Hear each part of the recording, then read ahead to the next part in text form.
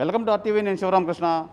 Covid మొత్తం భారతదేశంలో మొత్తం మళ్ళీ దాని పంజా అయితే విసురుతుంది. ఈ నేపథ్యంలోనే విశాఖలో కేజీహెచ్లో అయితే ఐసోలేషన్ వార్డ్ అయితే ఏర్పాటు చేసి మొత్తం సంసిద్ధంగా ఉన్నారు విశాఖ వైద్యులు అని చెప్పాలి. నిజంగా దీనికి సంబంధించి ఈ సంస్థ మొత్తం అంతా రెడీగా ఉన్నామని చెప్పి తెలియజేస్తున్నారు. ప్రధానంగా మనం చూసుకోవచ్చు, ఈ కేజీహెచ్లో అయితే క్యాజువాలిటీ వద్ద ఉన్న ఈ ఐసోలేషన్ వార్డులో మొత్తం అంతా బెడ్స్తో అయితే రెడీ చేసి మొత్తం అంతా సంసిద్ధంగా ఉన్నారు. అయితే పాజిటివ్ కేసు ఏది వచ్చినా ఇమీడియట్గా మేము వైద్యం అందించడానికి అయితే మేము సంసిద్ధంగా ఉన్నాం, అన్నీ రెడీగా ఉన్నాం అని చెప్పి వీళ్ళైతే తెలియజేస్తున్నారు. మనం చూడొచ్చు ఈ కేజీహెచ్ ఈ ఐసోలేషన్ వార్డులో మొత్తం ఒక 20 బెడ్స్తో అయితే మొత్తం అంతా రెడీ చేశారు. ఏ పాజిటివ్ కేసు వచ్చినా ఇమీడియట్గా వాళ్ళకి వైద్యం అందించే విధంగా అయితే మొత్తం అన్ని ఈ ఆక్సిజన్ మిషన్లు, వెంటిలేటర్లతో పాటు అన్నీ సంసిద్ధంగా ఉన్నారని చెప్పి కేజీహెచ్ వైద్యులు అయితే తెలియజేస్తున్నారు.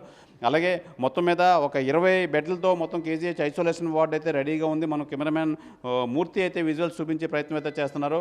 అలాగే ప్రస్తుతానికైతే మటుకి ఈ మొదటి కోవిడ్ కేసు నమోదైంది విశాఖ. అలాగే ప్రస్తుతానికైతే మటుకి ఒక వృద్ధుడు నిన్న కోవిడ్తో మరణించారని చెప్పి వార్తలు అయితే వచ్చాయి. కాకపోతే అది డిఎంహెచ్ఓ దాన్ని ధృవీకరించలేదు. ఇప్పుడుకొచ్చి కోవిడ్ కేసు మృతి అయితే విశాఖలో జరగలేదు.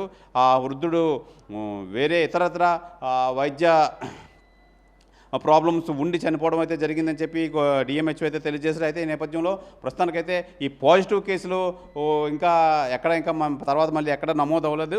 ఒకవేళ నమోదైతే వాళ్ళని ఇమీడియట్గా తీసుకొచ్చి క్వారంటైన్ చేయడానికి ఈ విశాఖ కేజీహెచ్ ఆసుపత్రిలో అయితే మనం చూస్తున్న ఈ ఐసోలేషన్ వార్డ్ అయితే రెడీగా ఉంది. మొత్తం 20 బెడ్లతో అయితే ఇవి రెడీ అయితే చేశారు. మొత్తం దీనికి సంబంధించి అన్ని మిషనరీ మొత్తం అంతా రెడీ చేశారని చెప్పి మనకి ఈ వైద్యులు అయితే తెలియజేశారు. ఇండియా పాకిస్తాన్ తాజా అప్డేట్స్ కోసం డౌన్లోడ్ చేసుకోండి ఆర్టీవీ లైవ్ యాప్.